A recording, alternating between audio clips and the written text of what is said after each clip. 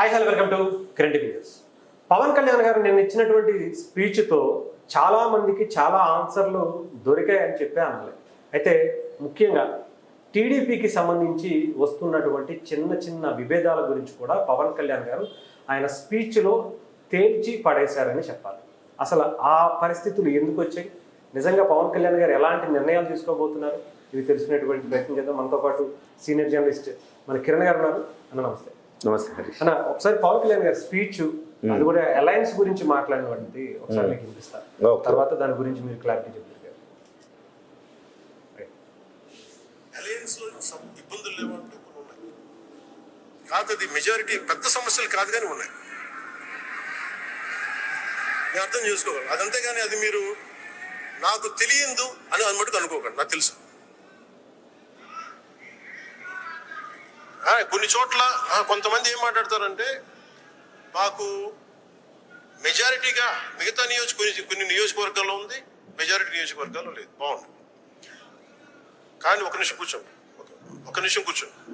నేను చెప్పింది వినండి, మీరు చెప్పిన తర్వాత ఏంటంటే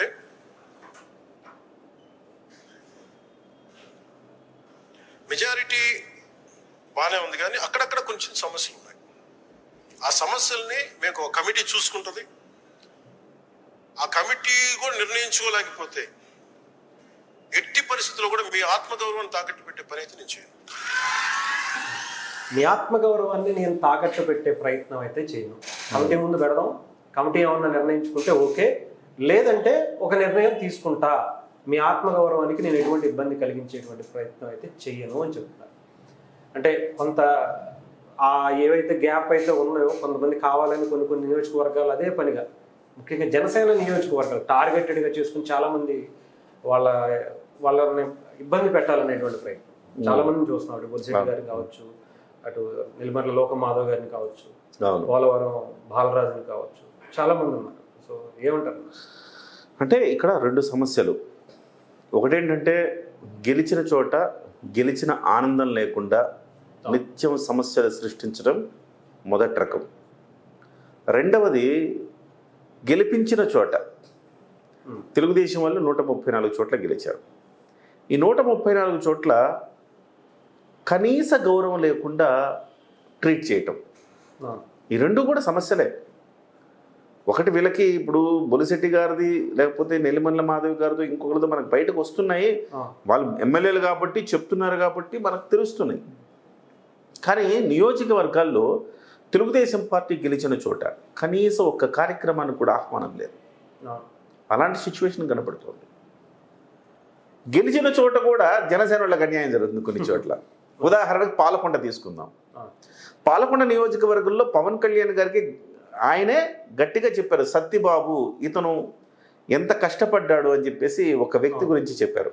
అతను ఒక టీ షాప్స్ చైన్ ఉండేది అతనికి. ఆ షాపుల్లో వచ్చిన ఆదాయాన్ని 50%, 30 to 50% ప్రతి నెల పార్టీ కోసం ఖర్చు పెట్టాడు. అది ఎస్టీ నియోజకవర్గం. అక్కడ తెలుగుదేశం పార్టీ నుంచి ఒక నాయకుడు వచ్చి పోటీ చేశాడు. అక్కడ పోటీ చేస్తే సత్యబాబు గారికి కనీస గౌరవం లేదు అక్కడ. ఇవాళ ఆయనకి ఏం పని చెప్పినా జరగదు. ఆయన్ని ఇష్టపడే వాళ్ళు, ఆయన అనుచరులు, ఆయన జనసేన పార్టీలోకి తీసుకొచ్చిన వాళ్ళందరూ కూడా ఇవాళ ఆయన చెప్తే పని కాదని నేరుగా ఎమ్మెల్యే దగ్గరికి, అంటే ఆయన్ని జీరో చేయాలని ప్రయత్నం.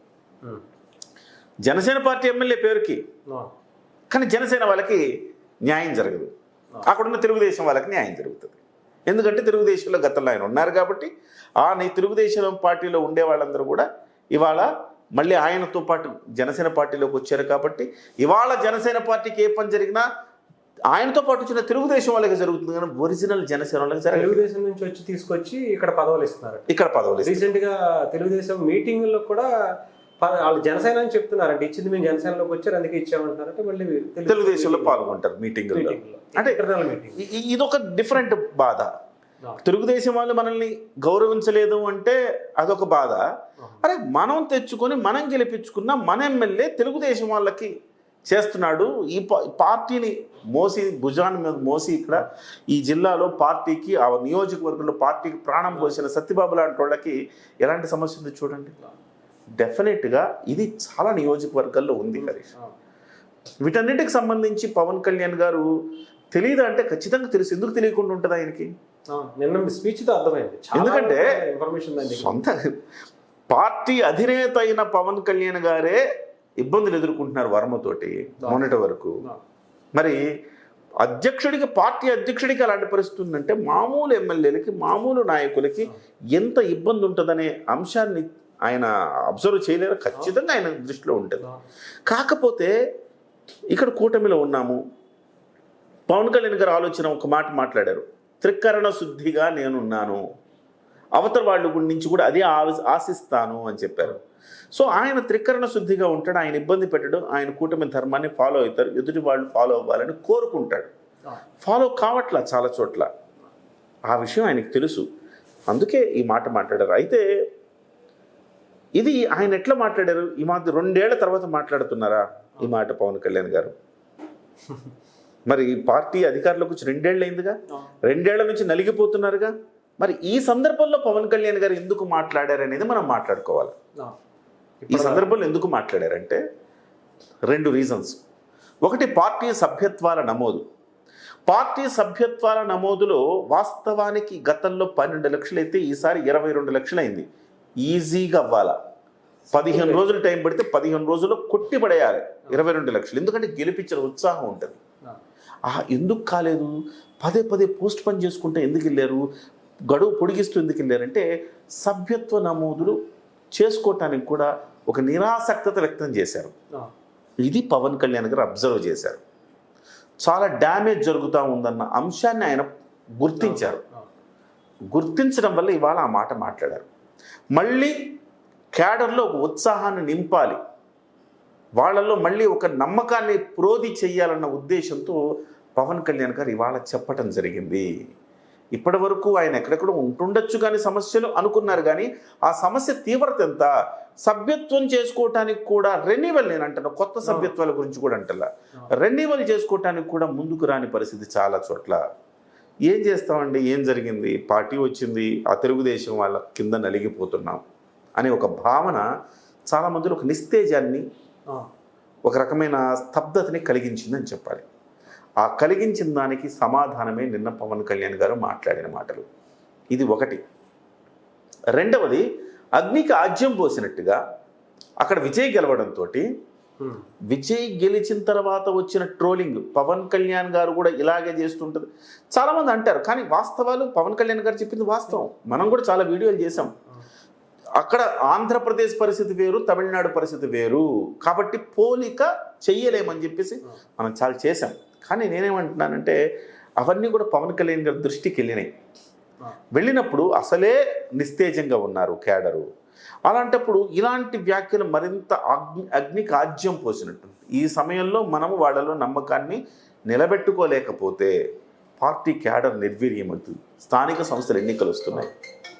సో ఇవన్నింటి నేపథ్యంలోనే ఇవాళ పార్టీని బలోపేతం చేయాలని నిర్ణయించారు. సమస్య తీవ్రత పెరిగింది, గుర్తించారు, చేశారు. మనం చాలా రోజుల నుంచి చెప్తూనే ఉన్నాం. స్థానిక సంస్థలు ఆ రోజు ఏదో కేకే సర్వే చేశారు. సర్వే చేసి స్థానిక సంస్థల ఎన్నికలు వస్తున్నాయి, మీకు 50% క్యాడర్ కూడా సరిగా లేదని, ఏదో 50% నియోజకవర్గాల్లో లేదని ఏదో చెప్పారు ఆయన. చెప్పినప్పుడు దాన్ని కూడా ఇది సద్విమర్శలాగా తీసుకోండి, ఎదురుదాడి చేయొద్దు కేకే మీద, సద్విమర్శలాగా తీసుకోండి అని చెప్పాం. స్థానిక సంస్థల ఎన్నికలు వస్తున్నప్పుడు స్థానికంగా మీరు ఒక ఎట్లా పడితే అట్లా ఉండొచ్చు, పవన్ కళ్యాణ్ గారికి అభిమానులు ఉండొచ్చు, కానీ ఒక ఆర్గనైజ్డ్గా ఉన్నప్పుడే దాని బలం ఉంటుంది. ఆర్గనైజ్డ్గా చేసుకోవాల్సిన అవసరం ఉంది. అధికారంలో లేనందుకు ఇన్ని రోజులు చేసుకోలేదు, అధికారంలో వచ్చారు, ఇప్పుడైనా చేసుకోవాలి. ఇలాంటి అనేక అంశాలు చెప్పాం మనం కూడా మన ఛానల్ ద్వారా. అట్ ద సేమ్ టైం పరిపాలనలో మీరు 100కి 100 మార్క్స్ తెచ్చుకున్నారు, బ్రహ్మాండం. కానీ పార్టీని మాత్రం నిర్లక్ష్యం చేయొద్దు, సిచ్యువేషన్ బాగలేదు అనే అంశాలను మనం కూడా ప్రతి సందర్భంలో చెప్పాం. అట్ ఎనీ కాస్ట్ 2 ఏళ్ల తర్వాతైనా లేట్ అయినా లేటెస్ట్గా వచ్చారు పవన్ కళ్యాణ్ గారు. ఈ మాటలు ఆత్మగౌరవాన్ని తాకట్టు పెట్టను అన్న మాటలు జనసేన శ్రేణుల్లో అమితమైన ఉత్సాహాన్ని ఇచ్చాయి. మళ్ళీ రెట్టించిన ఉత్సాహంతో పనిచేసే ఒక ఇంధనంలాగా పనికొచ్చాయి ఆ మాటలని మనం చెప్పుకోవాలి. డెఫినెట్గా పవన్ కళ్యాణ్ గారి మాటల తర్వాత రకరకాల అంశాలు చక్కర్లు కొడుతున్నాయి. రేపు మాపో లోకేష్ గారు సీఎం అవుతారు అన్న మాటలు కూడా తెలుగుదేశం పార్టీ వ్యాప్తి చేస్తూ ఉంది. వాటన్నిటికి కూడా చెక్ పెట్టినట్టుగా మనం భావించాలి. ఏదైతే ఆశిస్తున్నారో అది పవన్ కళ్యాణ్ గారు నిన్నటి స్పీచ్తో చెప్పారు. ప్రతి అంశంలో క్లారిటీ ఇచ్చారు. అది విజయ అంశమైనా చిన్నదే, విజయ అంశం గురించి ఆయన ఎందుకు మాట్లాడాలని మనం అనుకోవచ్చు, చిన్నదే, కానీ జనాలు ఎక్కడో ఉంది కదా, వాటిని కూడా పటాపంచలు చేయాలనుకున్నారు. పవన్ కళ్యాణ్ గారు చాలా స్ట్రాటజిక్గా మాట్లాడారు, నిన్న వ్యూహాత్మకంగా మాట్లాడారు, ప్రతి అంశాన్ని ఆచితూచి మాట్లాడారు. మళ్ళీ పార్టీ క్యాడర్లో ఉత్సాహం నింపాలి అన్నది అనుకున్నారు. అది 100కి 100% ఆయన సక్సీడ్ అయ్యారు. ఆయన దాంట్లో విజయం సాధించారని చెప్పుకోవచ్చు. ఓకే, ఎందుకంటే ఇది జనసేన నుంచి వచ్చింది, పవన్ కళ్యాణ్ గారి నుంచి వచ్చింది. ఇప్పుడు టీడీపీ నుంచి ఏమన్నా వస్తుందా అనేది కూడా చాలా మంది వెయిట్ చేస్తున్నారు. ఇట్లా ఈ అంటే పవన్ కళ్యాణ్ గారి కూటమిలో జరుగుతున్నటువంటి ఇష్యూస్ గురించి అటు నుంచి కూడా వస్తుంది అంటారా? లోకేష్ గారి గురించి కావచ్చు, తెలుగుదేశం పార్టీ తెలుగుదేశం పార్టీ ఇందులో భుజాలు తడుపుకోవాల్సిన అవసరం లేదుగా. ఎందుకంటే తెలుగుదేశం పార్టీని ఏమనలేదు. గౌరవం అంటే పేరు పెట్టినా పెట్టకపోయినా తెలుగుదేశం పార్టీ గురించే అది. సో గౌరవం ఎవరితో ఆయన ఆత్మగౌరవం తాకట్టు పెట్టినది ఎవరికి? తెలుగుదేశానికి. తెలుగుదేశం ఆత్మగౌరవం తాకట్టు పెట్టమని కోరుకుంటుందా? సో డెఫినెట్గా అయితే తెలుగుదేశం పార్టీ ఇందులో ఒకవేళ భుజాలు తడుముకుని పవన్ కళ్యాణ్ గారి మీద విమర్శలు తెలుగుదేశం పార్టీ చేస్తే అంతకంటే అవివేకమైన చర్య ఇంకొకటి ఉండదు. బహుశా నేను అనుకోవడం తెలుగుదేశం పార్టీ చాలా మెచ్యూర్డ్గా ఉంటుంది. అలాంటి వ్యాఖ్యలు చేయరు తెలుగుదేశం పార్టీలో. ఎవరైనా చిల్లర వాళ్ళు ఎవరైనా చేస్తే చేయొచ్చు, కానీ కింద స్థాయిలో ఉండేవాళ్ళు, నాయకత్వం వహించే వాళ్ళు ఎవరు కూడా అలాంటి మాటలు అయితే ఖచ్చితంగా దాన్ని సాధారణంగా ఆహ్వానిస్తారు. పైగా తెలుగుదేశం పార్టీ ఇప్పుడు ఎట్లా వ్యవహరించాలి? పవన్ కళ్యాణ్ గారు రండి, ఎక్కడైనా సమస్యలు ఉంటే పరిష్కరించుకుందాం, మీరు మీ ఆవేదన మాకు అర్థమైంది రండి అని పెద్దన్న పాత్ర ఎవరు పోషించాలి? ఇప్పుడు తెలుగుదేశం పార్టీ పెద్దన్న పాత్ర పోషించాలి, రమ్మని చెప్పాలి. మనం ప్రతి సందర్భంలో అంటున్నాం, మీరు జనసేన పార్టీలో కమిటీలు వేసుకుంటే అవ్వదండి. ఇది జనసేన పార్టీలో కమిటీలు వేసుకొని పలానా పాలకొండలో సమస్య ఉంది, లేకపోతే పలానా నెల్లిమర్లలో సమస్య ఉంది, లేకపోతే రైల్వే కోడ్లో సమస్య ఉందంటే కాదు. మీరు సమస్యను పరిష్కరించాలంటే తెలుగుదేశం, జనసేన, బీజేపీ కలిపిన ఒక కమిటీ వేయాలి, వివాద పరిష్కార కమిటీ వేయాలి. ఆ వివాద పరిష్కార కమిటీ వేస్తే ఇక్కడ వచ్చిన అంశాలను అక్కడ చర్చించి దానికి ఒక సొల్యూషన్ తీసుకోవాలి. అంతే తప్ప జనసేన పార్టీలో వాళ్ళు సొల్యూషన్ ఎట్లా ఇవ్వగలుగుతారు? కమిటీ వేసుకున్నారు అనుకో, సొల్యూషన్ ఎట్లా ఇవ్వగలుగుతారు? ఇవ్వలేరు. అవునా అంటారు. దాన్ని ఎవరు మళ్ళీ తెలుగుదేశం పార్టీలోకి తీసుకెళ్లేది? తెలుగుదేశం పార్టీలో ఎవరి దగ్గర తీసుకెళ్ళాలి?